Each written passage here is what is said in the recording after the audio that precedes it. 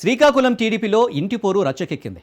ప్రతిపక్షంతో చేసే పోరాటానికంటే స్వపక్షంలో గ్రూపు తగాదాలే తారస్థాయికి చేరాయి. దీంతో సిక్కోలు తమ్ములకు తలనొప్పిగా మారింది. తొలిసారి ఎన్నికైన ఎమ్మెల్యే సైతం ముఠా రాజకీయాల బాధితుడిగా మారారంటే పరిస్థితి ఎంత దారుణంగా ఉందో అర్థం చేసుకోవచ్చు. గ్రూపు రాజకీయాల్ని కంట్రోల్ చేయాల్సిన జిల్లా అధ్యక్షుడే ఇక్కడ వర్గపోరుకు ఆజ్యం పోయడం కొసమెరుపు. జిల్లా అధ్యక్షుడి బాధ తట్టుకోలేక ఎవరికి చెప్పాలో పాలుపోక ఫస్ట్ టైం ఎమ్మెల్యే అంతర్మదనం చెందుతున్నారట. ఇంతకీ గ్రూప్ వార్లో బాధితుడైన ఎమ్మెల్యే ఎవరు? సొంత పార్టీకి చెందిన ప్రజాప్రతినిధిని టార్గెట్ చేసిన జిల్లా అధ్యక్షుడెవరు?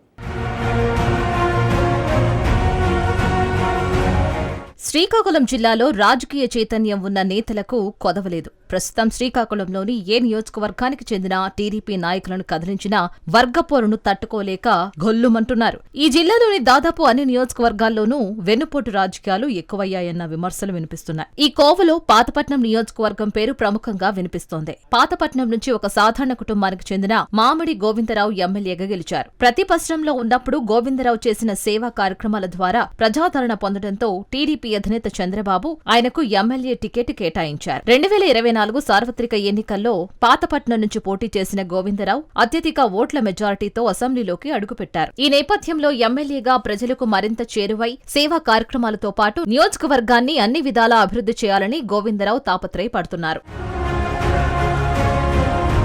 కానీ తెలుగుదేశం పార్టీ జిల్లా అధ్యక్షుడు కలమట వెంకటరమణ ఎమ్మెల్యే గోవిందరావు పాలిట విలన్ గా మారారు అన్న విమర్శలు వస్తున్నాయి. పాతపట్నం నియోజకవర్గం నుంచి టికెట్ ఆశించి భంగపడి ఇండిపెండెంట్ అభ్యర్థిగా పోటీ చేస్తానని తెలుగుదేశం పార్టీ అధినాయకత్వానికి అల్టిమేటం జారీ చేసి బ్లాక్మెయిల్ చేసిన చరిత్ర వెంకటరమణదని స్థానిక తెలుగుదేశం నేతలు చెబుతున్నారు. చివరి క్షణంలో రాష్ట్ర మంత్రి అచ్చెన్నాయుడు, కేంద్ర మంత్రి రామ్మోహన్ నాయుడు నచ్చచెప్పి కలమట వెంకటరమణకు శ్రీకాకుళం జిల్లా అధ్యక్షుడిగా బాధ్యతలు అప్పచెప్పడంతో ఆయన ఎన్నికల్లో పోటీ చేయకుండా వెనక్కు తగ్గారు. అయితే జిల్లాకు సంబంధించిన కార్యకలాపాలు చూడకుండా వెంకటరమణ పొద్దస్తమానం పాతపట్నం మీదే ఫోకస్ చేయడంతో రచ్చ మొదలైంది.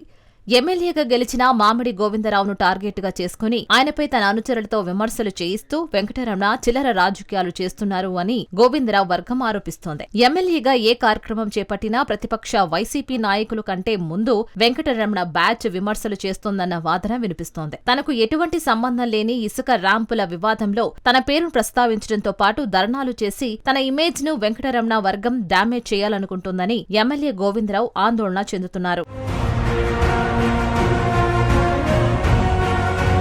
గతంలో వైసీపీ హయాంలో ఏర్పాటు చేసిన వైన్ షాపులను కూడా తన ఖాతాలో వేస్తూ ప్రజలను రెచ్చగొట్టేందుకు వెంకటరమణ వర్గం కుట్ర చేస్తోందని పాతపట్నం ఎమ్మెల్యే ఆవేదన వ్యక్తం చేశారు.